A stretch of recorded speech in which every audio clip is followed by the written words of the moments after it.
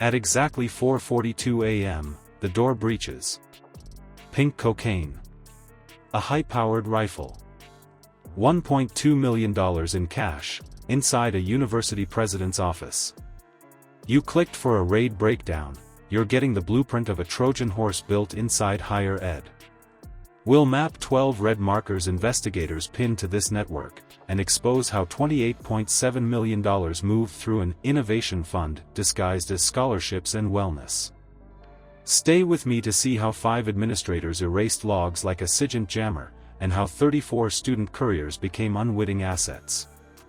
Before we move on, I'd like to ask you a small favor. If you appreciate this content, please take a second to like this video and subscribe to the channel. Over 98% of you watch the videos without subscribing. It costs you nothing, but it makes a huge difference to us. So, did you click the subscribe button? Great! Thank you so much. Now, back to the video. How do you hide cartel money in plain sight? You label it innovation, wellness, and scholarships. The Innovation Fund was the front door. Public grants with glossy one-pagers. Donor pipelines routed through clean nonprofits that hosted campus panels and therapy workshops. You saw a campus investing in students. The ledger saw inbound wires, donor-advised gifts, and program transfers that always matched the press release. But then the signals cut through the smile. Small-dollar digital payments that spiked on odd days. Parcels rerouted twice before landing inside admin suites. Dark web tasking that hopped through VPNs and resolved back to on-campus subnets. The brand said wellness. The data said traffic. Here's the stack. Shell donors seed the initiative, then the funds reappear as scholarships, wellness programs, and facilities upgrades. The flow ran hot. A Sinaloa-linked subgroup sent upstream cash. It hit the campus ledger as innovation, then peeled off to 2 mental health nonprofits that existed on paper and paid invoices on time. Clean inputs. Cleaner outputs. No alarms, on purpose. Across 18 months, $28.7 million moved that way. 5 senior administrators acted like an internal ECM suite, scrubbing entries, splitting transactions, and bypassing review gates. They controlled the spots where audits bite. They dulled every tooth. The logistics backed the money. On-campus wellness and student health hubs signed for parcels, then moved them past security as program stock. Off-campus, 2 research centers and several storage sites under spousal control held surplus, staged transfers, and fed pop-up distribution. The network had depth, cover, and timing. At the federal command post, 12 red markers defined the fight: the president's office, 2 research centers, multiple storage buildings, and a scatter of distribution points around the city. Investigators mapped nodes and watched rhythms, delivery windows, badge swipes, late-night logins, all pulsing like a metronome. Michigan, the FBI says it stopped a potential terrorist attack and arrested multiple suspects. FBI Director Kash Patel confirmed the raid in a tweet this morning and thanked the men and women of the FBI and law enforcement. Less than 3 days after the FBI announced that it stopped a planned attack, 2 Detroit area men now facing charges. This is an investigation that expands across other parts of the country as well. It's still very much ongoing, and the charges against these individuals remain sealed. So how did this survive audit cycles and mailroom SOP without tripping a single tripwire? Insiders.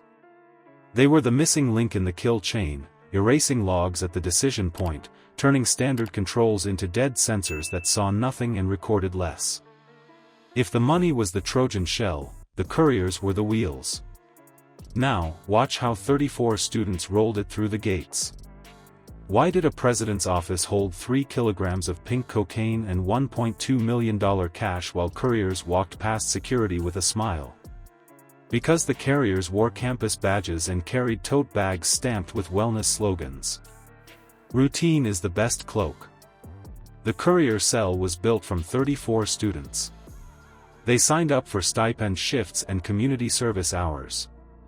They were told they were moving harmless wellness kits, sleep aids, hydration packs, mental health swag, between offices, dorms, and pop-up tables. They scanned in, they smiled, they moved weight on fixed routes that matched class breaks. But then the numbers fought back. Mailroom scanners read normal IDs and green lights. Security logs showed authorized entries and exits. The shipping data and packet weights told another story: dense loads, odd dimensions, and repeat spikes that hit right after pallets arrived from program partners. Routine patterns. Narcotics-grade anomalies. On campus, the fronts blended into student life. Drop points sat in dorm lobbies, classroom anterooms, and wellness counters. Handoffs timed to the bell change masked movement in the crowd. Administrators overwrote shipping fields to flatten the graph, packet class, weight, and timing all normalized on paper while the real load slid through. 3 distribution hubs went dark on raid day. 23 arrests followed across Las Vegas. A high-powered rifle turned up in a back office as force protection for the network. That told you the mindset: logistics first, deterrence close at hand. Meanwhile, depth existed off-campus. 2 research centers ran as satellite stock rooms. Storage buildings registered under the mayoral spouse gave redundancy and staging. When one lane heated up, another lane cooled and fed the line. It acted like a relay: clean, quiet, modular. Tactical note: packages bypassed security because insiders waved them through.